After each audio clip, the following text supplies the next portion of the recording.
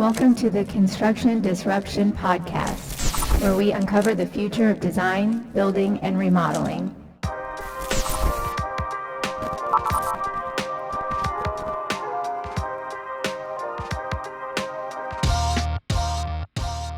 I'm Todd Miller of Isaiah Industries, manufacturer of specialty metal roofing. Welcome to Construction Disruption, the show that explores what's new, next, and working in the construction and remodeling worlds. Today, I'm joined by my co-host, our illustrious VP of Sales, Seth Heckman. Seth, what's the news? Not a whole lot. It's been a good week. Looking forward to our conversation this afternoon. It's going to be a good one. I agree. Well, I did hear some news the other day. So the zoo, they recently were interviewing all the animals for a particular job that they were trying to come up with at the zoo. They wanted a new spokesperson for the zoo. So they interviewed all the animals. Care to guess which animal got it? I have no idea. Well, I will tell you this. It was the koala. Would you like to guess why the koala got it? I still have no idea. Okay. It's because he was so qualified. Okay.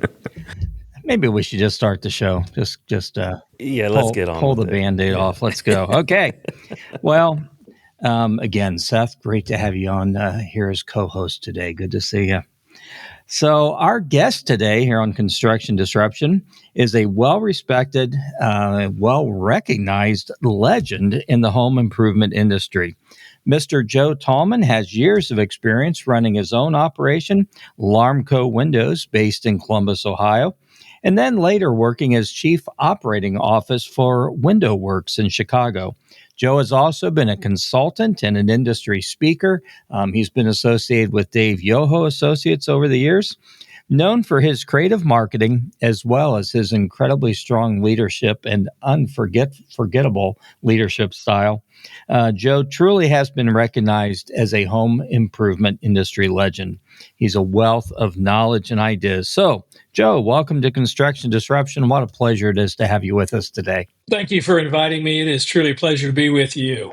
Well, we've known each other for a lot of years, and I've always had tremendous respect for you and for the organizations that you've worked with. I don't want to spend a lot of time looking at what's rapidly becoming ancient history for both of us, but tell us a little bit about how you found yourself in the home improvement industry. Well, I came to the industry probably a little unique compared to a lot of folks. I was working with a Fortune 500 company in business to business or B2B sales. And so in the early to mid 80s. So what was happening was those companies at that time liked a plan where they paid the guys a salary or the ladies, and then you got a small bonus. And so the deal for me was I had about a $42,000 base company car, pretty decent deal, and then maybe a $3,000 or $4,000 bonus at the end of the year. Now, the sad part was the bonus wasn't based on performance. The bonus plan was based on the corporation's profitability, and they had this elaborate formula, and the formula included your base, and presto whammo. You could have been number 3 like I was one time, and 500 salespeople, or you'd be number 500, and you got the same bonus. Well, anyway, after about 3 years, that wasn't really making me feel great because I was thinking I was going to go somewhere, I was going to do something, so I'm really gung-ho, and it just really didn't matter to anybody. Well, anyway, I run into a guy who's selling windows. We become friends. We start hanging out on Friday nights in our single days. And at some of the places where in those days the pretty girls used to hang out, believe it or not, we were there. But we would talk a lot. And he was telling me he was making $100,000 selling vinyl windows. And wow, I just was blown away. I was thinking the one thing I figured out was I wasn't going to get rich making what I was making because I could save a little, but then, after tax, paid the bills. But at 100K, I said, if I made 100K, I could save and invest a lot of money. This could be a game changer. So long story short, I asked him one day if he could get me an interview with this company. And he said, well, before you do that, why don't you go on an appointment with me so you kind of see what it's all about? And so I did a Friday afternoon ride along with him. And we went to a house for about 2.5 hours, give or take, maybe a little more. But he sold like just under 10 grand, a house full of windows, these folks, and they loved him and they loved the thing. And then so we left there, went to a little local diner, had a coffee. So my first question was, how much did you make on that deal? And he said, well, I made right about $1,000. I said, $1,000? Are you kidding me? I said, I don't make $1,000 in 40 hours. We weren't there 3 hours. So then I had this kind of joking question, but it was serious. I said, here's what I need to know. How many times a week are you allowed to do that?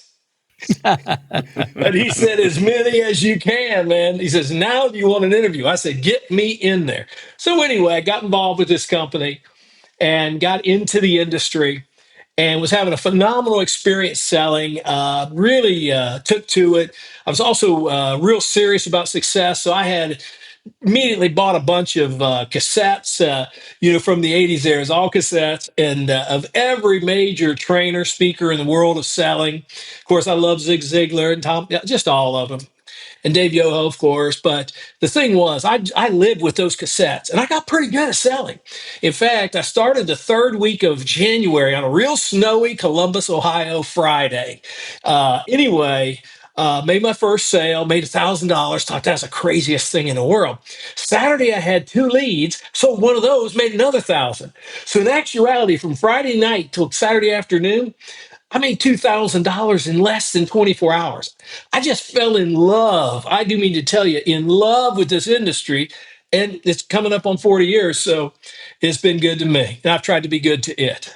Well, that's an amazing story. And, no surprise that having cut your teeth in sales, that over the years, you've kind of been known as a person who could work with a sales team, develop a very high performance sales team, do it in a way where you had minimal turnover.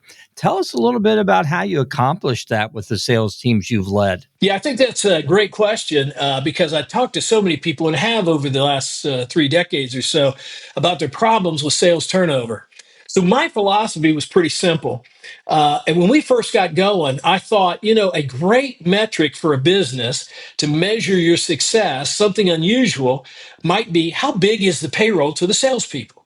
So the idea was if the payroll to sales was really, really big, we were probably making it happen. And if it was kind of skinny, we probably had troubles. So that was to how to make that thing work. I said, let's build a business that really, really focuses on taking care of salespeople. And that was important to me because a couple of meetings I went to in the early years, they were really shockers to me. Keep in mind, I'd come out of a Fortune 500, really stuffy kind of place. And so in these meetings, they were talking about these low life, no good salespeople. And I was like, what? And, these cheating, lying, no goods and all this stuff. And they used some colorful language, some of the guys. There's about 20 of them I ended up in this meeting with. And, that was really weird. And like some of them would say things like, and you got to, do certain things before they do it to you. And you got to, it's like, what a weird way. I never was exposed to such things. So anyway, I said, I don't want to be anything. I do not want to be anything like that. I want to build a culture. I didn't even use the word culture, but that's what I meant back then. Yeah, it's big now, the word culture. In the 80s, culture was no one knew what you were talking about. But anyway, where people could come to work, sell ethically with preeminence, where you really did what was best for the customer at all times. If the customer had 10 really crappy windows, putting 3 in isn't going to do anything for them. The principle of preeminence would say, well, if they need 10, you need to help them get 10. On the other hand, you don't take some 97-year-old grandmother and put her in a $15,000 loan for 180 months either. So we sold and we built an organization based on integrity. And the idea was it was integrity for the salespeople, integrity for the client, the customer at all times, and then mutual respect. We respect the brand, we protect the brand, but we respect and protect each other. And my philosophy was I believed that if we really did that, we could do something exciting. And by constantly staying right there, not wandering out too far with all these crazy ideas that were always floating around our business, it worked really well. It worked really well. We had very minimal turnover. I remember one time, and somebody told me I was wrong for this, but one time, one of our offices in the Columbus, we had Cleveland, a few others at one point, but I think we had 12 salespeople. And if I remember correctly, our newest rep had been there 5 years. Our oldest rep had been there 13 years. everybody's making like 125 to 150 grand, which was a lot of money back then. And a couple people, maybe one or two closer to 175. And loving what we were doing, loving how we did it. And also, I got to say something about production because, back then I met a lot of people that were, their focus was make the sale, get the money, slam it in and forget them. And I mean, sad to say, get the money and forget them. And, we really worked hard in the early days of getting as much training for installers. And they had to have the same integrity philosophy that we had. And we did beautiful work and we cared for people. And so the salesmen really appreciated that. They didn't want to leave for one of these companies that's got 200 complaints at the BBB. They just like the whole vibe. And so when they're comfortable with the holistic aspects of the business, not just their paycheck, it's hard to get rid of them. It's hard to see them go. Well, I think that's some fantastic insight. And I'm right there with you. I mean, so often you hear people talk badly about their sales groups and their sales teams. I'm like, these are the guys that are your lifeblood. This is, who's making it all happen for you. So it just doesn't make sense to me. But, I think it's interesting. So you started Larmco Windows as a startup in the 80s. That wasn't necessarily the most friendly time to start a business. Interest rates were high. Inflation was high. People didn't want to buy. I mean, you had a lot of challenges, but yet you still, here in this Ohio market, you had tremendous growth and success. Can you tell us a little bit about some things that you did that allowed you to grow that operation so quickly? Well, first of all, you have to have the right people. And I was very, very focused on quality people. I believe that, when you have quality people, you can teach them skills. But when you have poor quality or low level people that lack integrity, they're just in it for a quick buck, then you can really struggle. So we start with people of integrity and quality people. That doesn't mean perfect people. There are no perfect people, but good people. Then we work on developing skills, high skills. I've always said the numbers will accelerate in proportion to the skills of your salespeople, your installers, and your staff. So we were always working on building skills. So suddenly our salespeople would our 12, say in Columbus or 12 in Cleveland at that time, that we eventually got those two places running, could outsell sales groups with 25 to 30 salespeople. People were talking about 20% close, 25% close, 30%. We were closing 42, 44, 46% because the client, the customer, loved the way we did business with them. Now, we did ask them to buy. We didn't say, okay, here's your quote, you give us a call on the telephone, because that's how it was done, just old-fashioned wired up telephones. But no, we would always think, if you love what we have and you really feel good about what we could do for you, and then if, quite frankly, we could make it fit in the budget without taking any food off the table, could you think of one good reason why we shouldn't just get your project ordered right now? And most people would say, well, I guess not. Well, anyway, so by having a very efficient sales team, lots of integrity through the organization, then the next big piece is marketing. And this is what's caused so many people. I've just seen hundreds and hundreds of people shut down over the years I've been in this business. Marketing efficiency is so important. And today it's incredibly important because of the cost. But here's the key. Most people, when they get in a business, they don't know enough about the business. And one of the things they do in marketing or advertising is copy what other people are doing, whether it's TV ads or print ads or today internet ads or, whatever. And the presumption is if they're doing it, it's probably working. Well, they'll find out pretty fast, and they usually do. They weren't working for them, but they didn't know what else to do, so they kept doing it. Then other people started doing other people. Then here's the terrible part back then. 3 or 4 people be running the same kind of ad in the paper and all these different things. But then the next guy says, well, if it's working for 4 of them, it must really be good. He gets in. 4 months later, he finds out it didn't work for none of them because it isn't working for him. But money gets lost. You get no acceleration of growth and activity.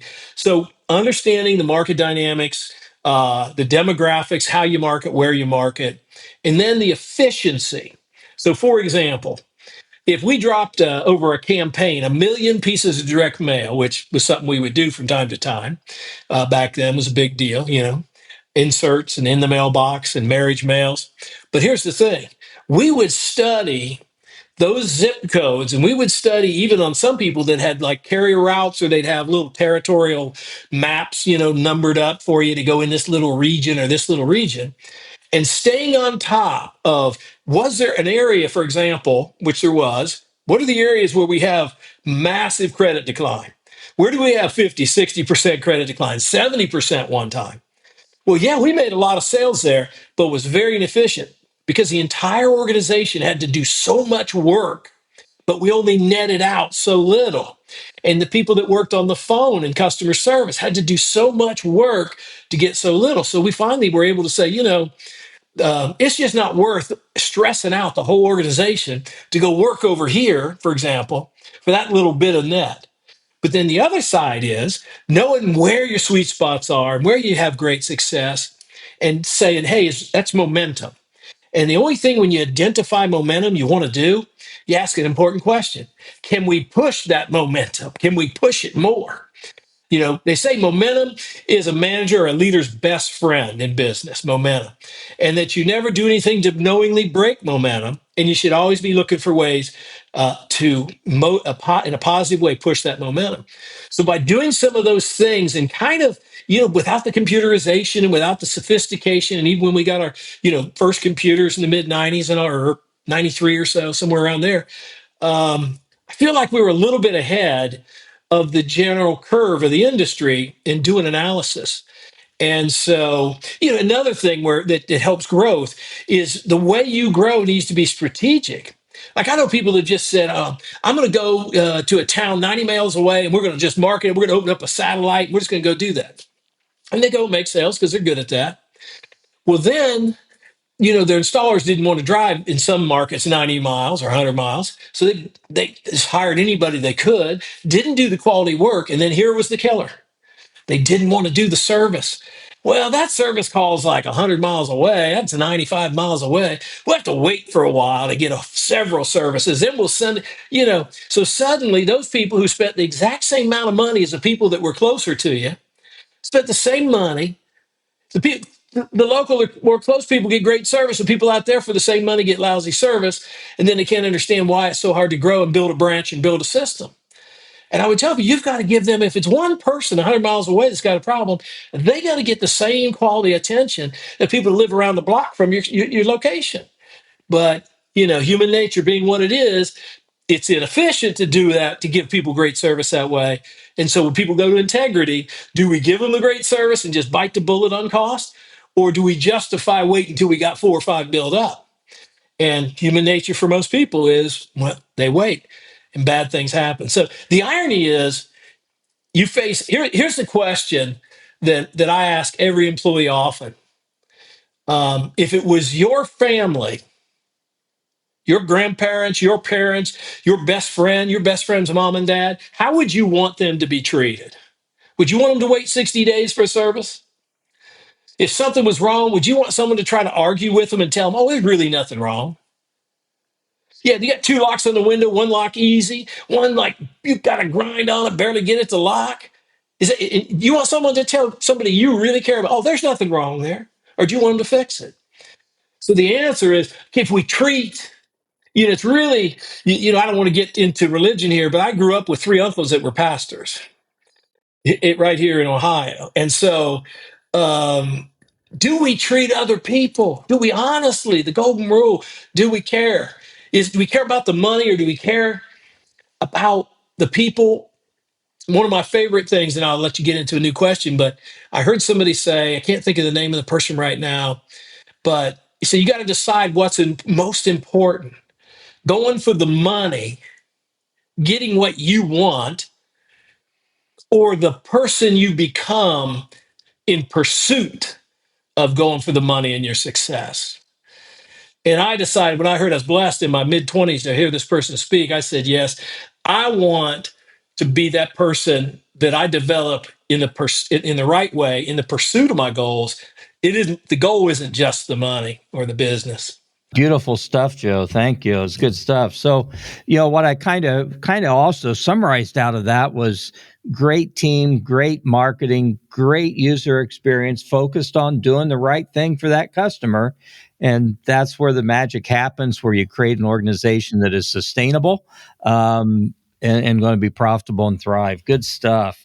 Well, after you kind of had a great run with Larmco Windows and you sold it, and everyone heard, oh, Joe's retired. That's what everyone heard. You came back for an encore when you ended up taking over a company in Chicago called Window Works, with about $50 million in sales, very little profit, and in 4 years you kind of turned that around into something that was making 16% profit. Tell us a little bit about the challenges you faced in turning around that operation, and how you did that. Yeah, I had, I'd spent about 8 years in consulting, crisscrossing the country, partnered with Dave Yoho Associates. And I ran into some people that needed more than just help. In fact, the owner came to me and said, I'm not going to, I can't get it there. I keep doing what I'm doing. I try things, but I can't move the needle. So we made an arrangement that worked for both of us. And so when I went in, I had to understand the first thing you have to do in any improvement plan, for your own company or helping somebody else, it's the same. You first have to identify the current state. What's going on here? That's the current state. And really, this comes out of fundamental counseling, the three big questions. What's going on? Where do you fit in with that? And number three, how's that working out? So when I got there, I knew that was my formula. So the idea was then, I got to figure out what's going on here real deep. And so I did. And I found out there was a lot of people with low integrity who were out for themselves. They didn't care about the company. They didn't care about other employees. And they sure didn't care about the customers. And we went in a handful of months from I believe the day one was at 66 salespeople. Now, if you quit that day, my first day, I got people streaming in my office. Hey, I'm telling you, man, blah, blah, blah, I'm quitting. And I even had people tell me that day, you came to the wrong place. This place is terrible. And they used all kind of different colorful language to explain terrible. And I'm quitting. And I was sitting at the end of the day, well, wow, this was a day. But, understand the current state. So a handful of months later is all, we're down to 16 or 14 salespeople that were some good people. So, we had to understand where the current state. Then we had to dissect the current state and kind of say, let's do an autopsy. Let's open it up and really understand it. Now we're going to go deep. How we get here, and how do we move to a future state? So, in improvement plans, we always have the current state and an ideal picture of the future state where we want to get to. So all we did was then say the key to the future state is better people, better commitment to excellence, and better integrity. And I will tell you that on my first day, we had this big company meeting. It was about 100 employees. And we had a space in one of our buildings for a meeting that would hold that many people. And I told the people that one of the first things we were going to build on was our reputation. They had about a 4.3 rating. And in the top 10 Google reviews, 3 of them were 1-star reviews. And one person, I'll never forget this, one person wrote, it's the most shocking thing I'd ever read on a review. He said, it was so bad, I would give them a 0, but Google won't let me. They forced me to give them 1 star. And I said, wow, man. But I told people, we're going to fix this. I have an idea and it works. And we're going to learn it together and do it together. And after that meeting, people came up and said, man, loved hearing you talk.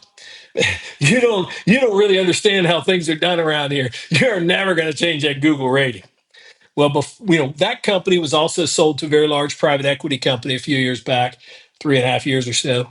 But before it was sold, we were at a 4.7 with about 2,500 5-star Google reviews. And I heard from an employee who still works there.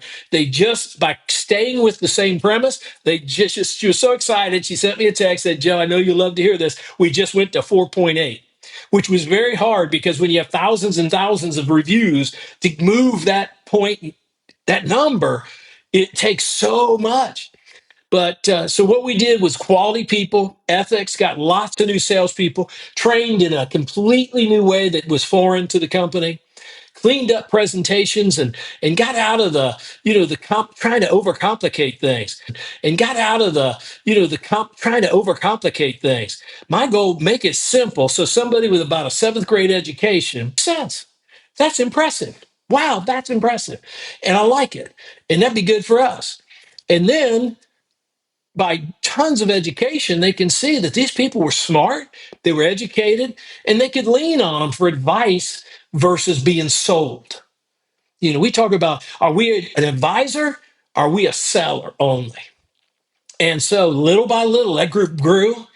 And suddenly, and I told the guys, I don't want anybody to make under 150,000. I don't think I want to keep you. If you won't work with the plan, the system, and my methods, then I don't think I want to keep you. If you can't earn 150 grand, because I know at 150, and eventually you're going to save and invest, and you're going to be able to help other people. And that's what I always talked about. It's not about the money today for me. The big picture is how many lives can you touch over time because you made so much more money helping people. That means you have money left over to help other people who need economic support. And I said, if you're broke and you got a family member hurting, there's not much you can do. You said, well, obviously, I'll say a prayer for you, brother. They said, well, I'd like some help with the rent. Well, I can't help you there. But I constantly talked about doing well enough so that you could impact other people's lives when they needed a type of help that was economic. And people bought into that. And I said, that's why I want you to do better. I'm not going to talk to you about driving Lamborghinis. I know there's people out there, sales trainers, they talk about driving Lamborghinis and Bentleys and I'm wearing $3,000 suits out to dinner and belonging to 2 or 3 country clubs. Hey, that's great. I got nothing against it. But what I try to talk to people about is do well enough so you can save and invest, accumulate. And then for example, when the church says, hey, I gave them this scenario because I experienced it, but the church, somebody comes to you and says, hey, we're 5,000 short of getting that new air conditioning. Do you know anybody can help us, wrap this thing up? And you go, sure, here's the check. I'd say, man, you feel like $1 million. And here's when you finally get there. When you hand the pastor the check and you say, now here, I got one rule. You can't tell anybody where the money came from. Don't you ever mention it. And I try to train people and coach people and indoctrinate people in a different way of thinking about life, about earning. There's nothing wrong about making a lot of money. I encourage people to make a lot of money so they can help a lot of people. And from the word help, I must share the last thing here. Said in the early days and through most of this industry, and probably plenty of offices today, because so much of our industry has just been passed down through tribal knowledge. It used to be ABC. Everybody saw the movie. Baldwin says ABC, always be closing. Close and even Ziegler years ago, close early, close often, close late, and all this stuff. And some 10, 15 years ago, I don't know how it hit me, but I was doing a training and it just came to me like divine intervention on the spot. And I went up on this whiteboard, I wrote this giant A, then a B, and then an H. Then under it, I wrote ABC and I scribbled lines across it. And I said, ABC, this is what that stands for. ABC is always be helping. Nobody turns you away when they feel like you are helping them. But boy, when they feel like you're trying to squeeze them, trying to put them in the corner, I've heard people say, yeah, Joe, this guy interviewed one time. He said, yeah, I'm good on sitting on them, man. I get them in the corner and I sit on them and I get that sale. I was like, what? What are you talking about? But yeah, so I'm antithetical, everything like that. That is beautiful stuff, Joe. Gosh, that's gold right there. And just such a powerful whole nother level of inspirational vision you're giving folks to opt into and be a part of. And you keep talking about the training on new skills, inspiring these new visions, setting this out in front of people. And I don't think, most people aren't going to argue with any of the nuts and bolts that need done or this, high integrity, whole another level of goal in mind. But that consistency and discipline to be enforcing it and training on it and reworking and retraining on it over and over and over again is, what we all struggle with in our organizations. So I'm curious, Larmco or Window Works, whatever, what did those rhythms look like, day in and day out to really be building these cultures one block at a time and these skills one block at a time for the teams? Well, I always felt like the president, the COO, CEO, whatever your position was, is part of your job is a cheerleader for the company. I believe that you've constantly got to talk up the good. When texting came along, every time we got a 5-star review, the text went out to everybody. You got to let everybody know how good things are doing, because in each little silo, in each corner of each office, are people that are, working away all day in their little world with their good and their problems. And they're not thinking about, hey, we installed 30 window jobs yesterday and 28 people were raving about us. 2 people, maybe we had a damaged window, get off the truck or something. But, first, you got to be a cheerleader, constantly reminding people how great that we're really doing for our client. We're really helping people. The other thing with that, and that rhythm is constant. It's more than you think. People ask me, how much is it? And I tell them, way more than you think. Say, when you know that you got there, you never get there. It's a journey without a destination. You got to keep and reminding people what it takes to succeed.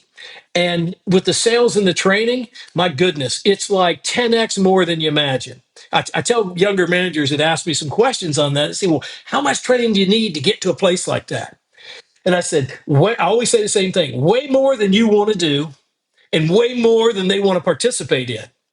But here's the killer: in most culture builds, team builds, as soon as people start to get it and they start feeling good and everybody starts to see the early fruits, leadership says, we got it. They throw their hands up in the air, we got this. And what I have to warn them about is, you do not have this. You just got a little piece of it. And we never actually have it. We're always on a journey to the next level. We're climbing up one of these humongous mountains, and we're halfway up. We think, man, we've been climbing for days. We're way up this mountain. We must be getting close. And you look, you go, we are not even close. Then you climb for days and days. You go, we got to be getting close. And you look and say, we still are not even close. That's how it is. But the problem is human nature. Human nature wants to tell us things that are detrimental to our success. Human nature says, oh, this little group's been out making sales. They got it. And I always say this: when you or they get the attitude, you got it, I got it, I'm there, you start to enter what I call the valley of death. That's where you plateau, then you slowly start down into this valley of death. And then most sales managers or managers in departments, they let their people get down in that valley so low that it's abundantly obvious they're making mistakes in their work, or they're ineffective at selling. And then the manager says, when it's obvious, which I always say, when it's obvious, it's too late. Then they reach down into that valley of death with their hands and say, hey, let me bring you back to life. Let me get you back up here. And most of the time, they wait too long and they can't save the person. And it's all because we trick ourselves in a sign of success thinking we're there. I was a little weird about this. I always thought we were never close. We're not there. We just, boom, we got to here. We were never close. We're not there. We just, boom, we got to here. Yeah, man, we're just getting started, but we're not good enough. I might have, now I'm bigger than them. That's pretty cool, but we're not there yet. The opposite is death. It's, I got it all figured out. I got this. And I warn people, don't get there. Get to a plateau and celebrate, but then say, hey, man, there's so much more of this mountain to climb. We can't stay here too long. We can't rest here too long. And so it's a mindset. So how much training? Guys would be sick of training. And I tell them that. I would tell them, I know you're sick of this. And they go, we are sick of this, Joe. And I said, I know. But the only way we get 2% better, and then 2% better, and then 2% better, is to keep doing it. The only way we got all those thousands of 5-star reviews was talking it, and walking in offices and touching people and getting inside their head and thanking them and complimenting them, and also reminding them of the fundamentals that we execute on.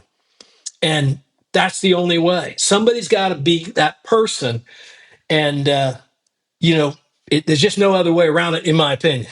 Well, that's where it all comes together. Like you said, it started with, you got to have the cheerleader to celebrate the wins today and the vision to keep going, of something to strive for. That's beautiful stuff. Thank you. Well, Joe, with about 40 years of experience in the home improvement industry, what are the things you are seeing that continues to challenge most companies the greatest? Well, let's just take the sales side of the business, because obviously nothing happens in metal roofing or any other space until sales are made. So let's start there. It is the lifeblood, as you mentioned. Inadequate training is number one. Inadequate training is a result of inadequate trainers. We're the only industry in the world. Think about this. We're the only industry in the world that would take a guy or a lady.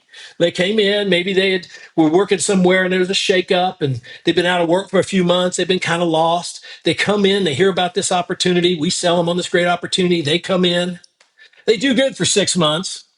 And then somebody says, I bet you could be a great trainer. Then nobody says, hey, have you had any modicum of study about adult education? The person would say, oh, absolutely not. By chance, did you go to college to study to be a teacher? No.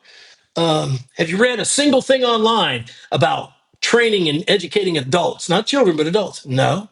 Guess what? In our industry, we say, that doesn't matter. You were out making sales. You'd be a great trainer. Poof, you're the training manager. No.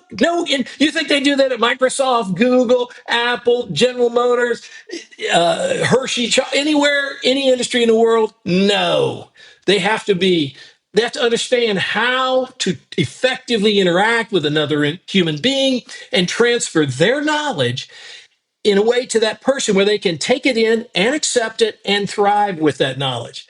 That takes skill. But we just take people out and say, hey, you've been a salesman. You've been a salesman for 9 months. I bet you could take on a crew of 9 salespeople and be a great sales manager. Guy didn't know a thing about being a salesman. Didn't know a thing about lit. Have you ever read? I asked a guy one time I was coaching for a particular friend of mine, and I said, "Man, have you ever read a book on leadership?" He goes, "No, not really." I said, "Have you ever read a book on management?" He said, "No, not really, not really." But I said, Can you define the difference between leadership and management?" He goes, "Well, I didn't think there was really much different." I said, "Well, it's quite a bit." So I said, "I'm going to give you 2 books. Up to you if you want to really become someone in this business and as a leader and as a manager or one or the other. But if you'll read these 2 books, it'll make it real simple, real easy." And I even gave him a link to a video. But who would take something and say, "Yeah, you can manage these guys, teach them how to be successful"? But that's part of the downfall of these companies. So they're constantly going through sales managers, constantly going through trainers, and having all kinds of these problems. I mean, I know somebody right now in 1 year has gone through 4 VP of sales in 1 year. How crazy is that? So, so then you say, well, how come all these problems exist? Well, it's a little bit deeper, right? Now, the other thing I want to say is outside of ineffective sales organizations, that crushes companies. But not today with AI and all the computer analysis is so much easier than it ever was. Not getting your marketing analysis crystal clear. I mean, I know people now that do direct mail with lookalike audiences, and there might be a street of 20 homes, same age, same value, but their system may only send a direct mail piece to 5 of those 20 homes because they fit the lookalike or the ideal client profile, and they've identified these things. And so people say, well, isn't that direct mail real expensive? And the answer is not really, not when you don't send it to 15 people you shouldn't, and to get to 5 you do. And today, that's a simple, just about anybody has access to that.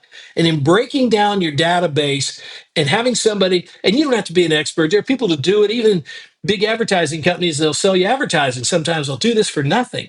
They'll come in, go through maybe a couple years of your customers, you feed them the database, they run them through like a 50, 60, 70 piece profile, and they say, you know who your best customers are? They're right here, and they look like this, and they live here, they have these kinds of jobs, they make this kind of money. Here's your second, here's your third. I did that and had a company say, your 5th layer, you're so inefficient with, you have to lose money. You need to stop. You think, because Chicago was such a mega market, well, I don't know, 7, 8 million people. And you say, well, when you cut a slice off in Chicago, you cut off a lot of people. And of course, in marketing, when I say drop that, this is Joe, do you know how many people you're cutting out of our marketing? Well, when we got the data, we could never make money in that 5th layer. So, marketing efficiency is so important. And it doesn't matter if you're a company doing 3 or 4 million and you're not trying to be some big giant. You just want to have a quality company, make a quality living, take care of your family and your employees. You still need to have some marketing analysis. And you're never going to get to 20, 25, 35, 50 and up in millions without having modern day science on your side, really and truly. That's the big difference. In the old days, we had like hash marks on a piece of paper. I mean, it was like going back to the caveman days when you think about it. Today, you have such analysis abilities not to use those tools. Yeah. Not to use them? My goodness. Yep, good stuff. Well, so for someone out there in the audience right now who's trying to grow the size of their business and do it profitably, what is some of the top advice you would give to them, Joe? Well, the first thing I would say is, the first step of any journey is to know where you want to go. So like if I was down in Southern Ohio and I wanted to go up to Toledo, Ohio in the Northwest, and I didn't have a map. I'd never been there, didn't know how to get there, but I just got up in the car and said, I'm going to Toledo. I might end up in New York State. I might be in Erie, Pennsylvania. I might end up in Indianapolis. Who knows? You got to know where you want to go. In the book, Seven Habits of Highly Effective People, one of the great books everybody should read a couple of times, talked about a philosophy that was a game changer for me. Begin with the end in mind. So if you want to grow a business, you've got a current state. That's where you are now. And then you want to move from the current state, as I said earlier, to a bigger, better, brighter future state. But that's not enough. You got to define it so it's crystal clear. So it's an image. Exact. What's your company look like? How many employees? How many installers? How many people in marketing? How many in customer care? All the small details. And then you paint this beautiful picture. And now you know what the future state looks like.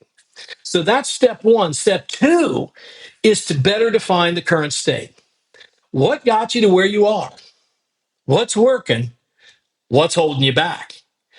And possibly, and this can be the case, because some people need coaches, they need consulting or coaching.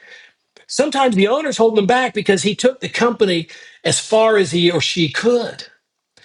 And just pushing people to do more doesn't mean they can or will do more. So we got to do a good analysis on the current state. What got us here? What's holding us back? Now we have some understanding of the current state. Now we have to build the roadmap from current to future state. What are the steps are we going to take to get there? And what timelines are we going to use? The rule isn't complicated. You must be constantly making measurable progress. If people tell me, oh, we're doing better. How much better? I don't know, but I know it was better than last month. No, measurable. If it's not measurable, it's not real, in my opinion. Measurable. And then it has to happen in reasonable time. I know somebody that gave a branch manager a $1.25 million goal and they hit it. It says, okay, next month it's 1.9. And the sales manager flipped out. That's not reasonable. That can't be done in 1 month. See, the goal of 1.9 is not a bad goal. A year and a half from now, a year from now, but you got to be reasonable with time.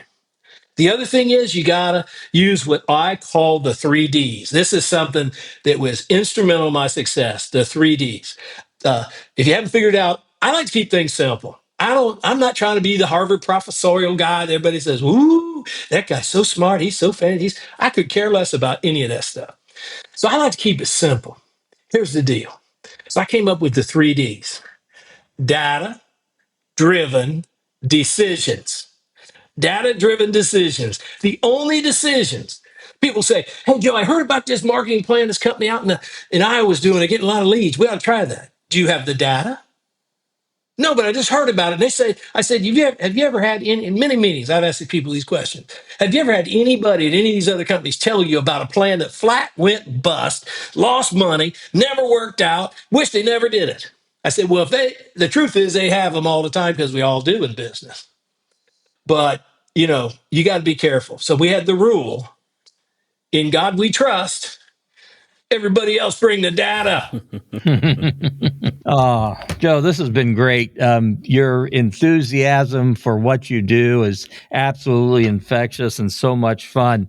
I'm kind of curious, in yourself, what has been most rewarding for you in your over your years in this industry? Oh, that's a pretty easy one.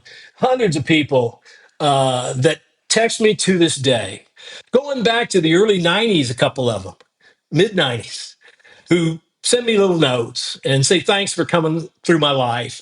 And some people say, you've changed my life. And I tell them, no, I brought you ideas, information, knowledge. You did the work. I won't take anybody's credit. I always tell them that. But they come back one more time. No, you were there with me. It's hearing from those people that a young man in Chicago, five and a half, 6 years later, he's got his third child. They've bought a lovely home. He's making money, doing well, saving and investing for the kids' college. We talked about that together. The people that I hear from who say, you touched my life, you touched my heart. And that to me is the most important thing. I tell people, really what I want to do is take a little bit of my heart and put it in you. And I just want to share with you, Todd, I live for three things: faith, family, and the people's hearts that I can touch. And when people say you touch my heart, you touch my life, it's nothing to do with cars or money or homes, none of that stuff. It's out of the blue. I haven't heard from this guy in 2 years. And he just gets a text that says, Joe, I haven't heard from you in a while. Or I know I haven't been in touch in a while, but man, I was thinking about you and how much my life is better. And that's what it's all about for me. Well, I know you have touched a lot of lives. And the other thing that I've always noticed about you is you are quick to give kudos to those who have touched your life also. There's a connection there. So good stuff. Oh, my goodness. Yes. Well, this has been a pleasure to have you on the show, Joe. Kind of curious, is there anything, we've covered a lot of territory, anything we haven't covered that you wanted to be sure to share with our audience today? Well, I'd say this. When you're out there on your own, you're kind of on an island. You're out in the marketplace, and you can't go to the three or four competitors that are the big other companies, bigger than you, same size, whatever, and say, hey, why don't we get together and you tell me your secrets and I'll tell you mine. These people are like, are you crazy? And so it's hard when you're on an island. And that's why so many small businesses fail in our industry and outside. It's also why so many franchises, up to 90% or more, succeed, because the ability to network with people doing similar things who are faced with the same challenges that you're faced with. And so then everybody shares the pain and how they came through the pain into making things work. Sometimes it means dropping something. Sometimes it means tweaking something. Sometimes it's bringing something new in. So I want to encourage people, when you get to these meetings, meet people. First, get out to some meetings and meet people. And then don't make your story to the people you meet all about you. Because as I said just recently in St. Louis at a meeting, my story's not all that interesting. I'm not going to tell you too much about my story, okay? The point is, ask questions. Say, tell me about your company. Tell me about how you got it to where it's at. Tell me what's working.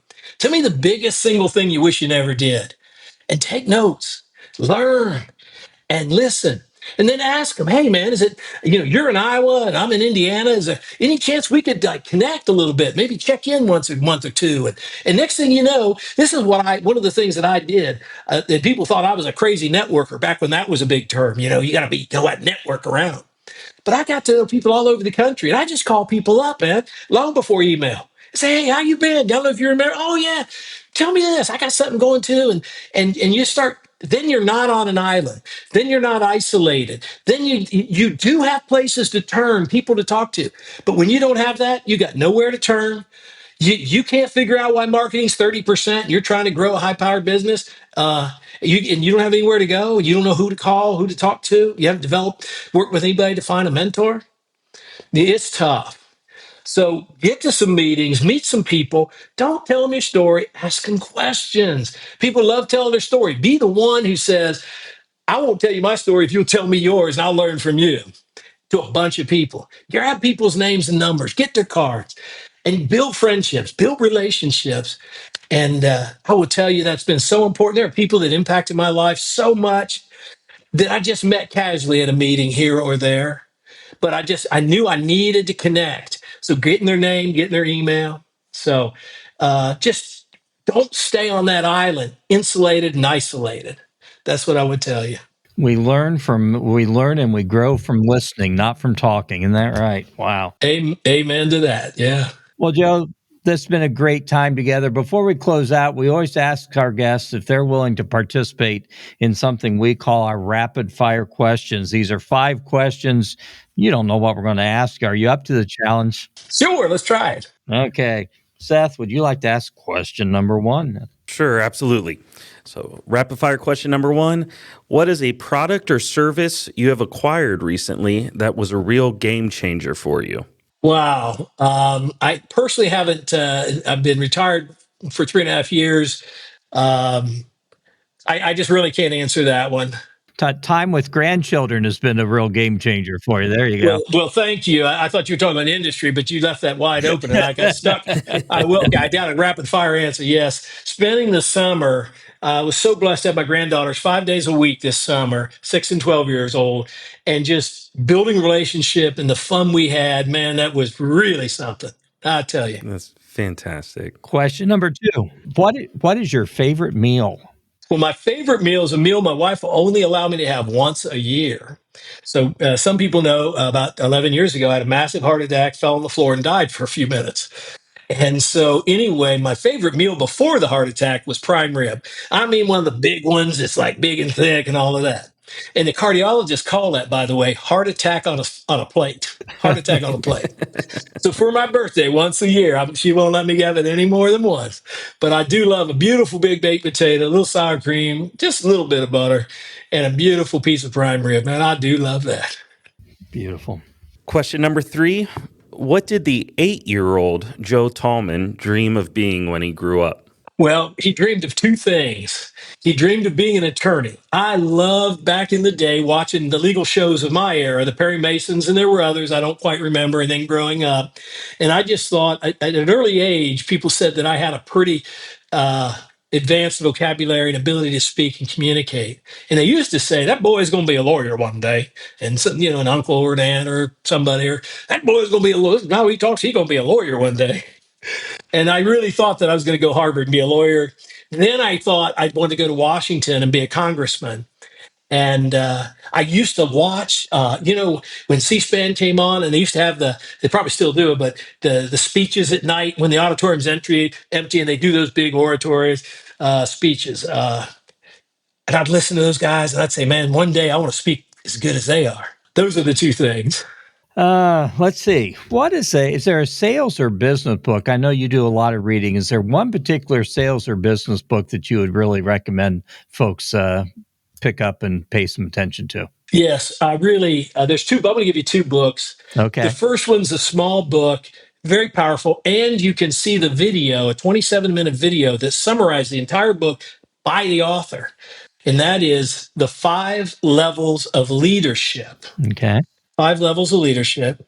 And the other book is by Chris Voss, the world's leading authority on understanding interpersonal communication and negotiation. World authority. At one time, he worked his way up to be the number one negotiator in the world for the FBI, for the big time hostage, when big time hostage situations anywhere in the world took place. I don't care if it's Manila, I don't care if it's South America, they call Quantico, Virginia, and they get the FBI and those people to say, can you help us? And Chris Voss has a book called Never Split the Difference. Subtitle: Negotiate like your life depends on it. Because when they negotiated, lives did depend upon it. And there's so many fallacies in negotiations and working with people about, why don't we split the difference? If I give up half, will you give? And Chris's philosophy is brilliant.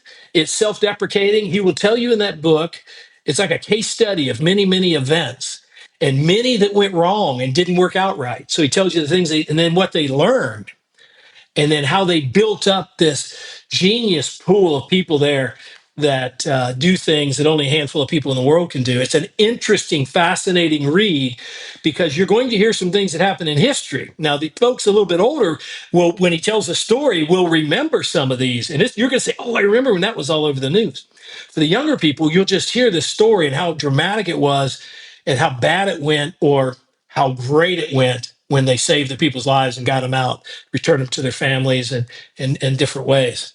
Two great books, different topics, but just, and if you go to YouTube and just put in Never Split the Difference, not Never Split the Difference, my apologies, 5 Levels of Leadership, John Maxwell. I don't think I gave you his name before. John Maxwell. Now, the book is brilliant.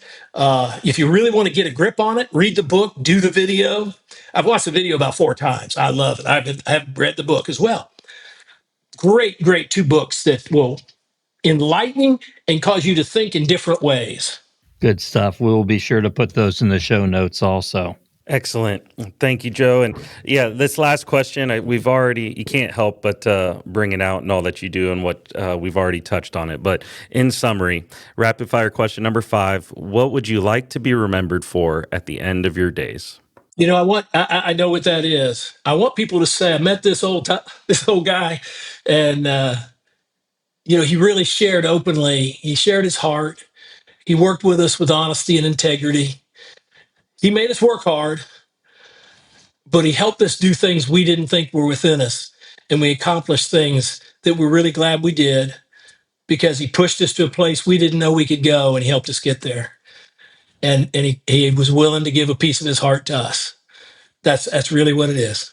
Beautiful. Been a great time together.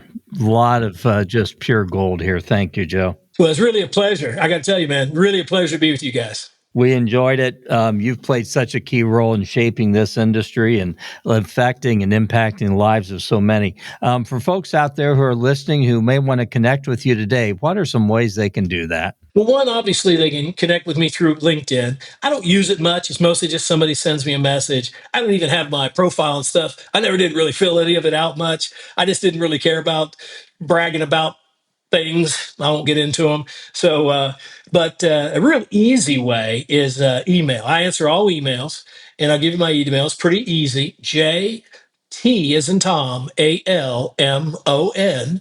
That's J Talmon at that's me.com. And if you send me something, I've promised from every meeting or thing I've ever done, say, I answer every email. Even the ones, a guy sent me one, he said he didn't like a word I had to say.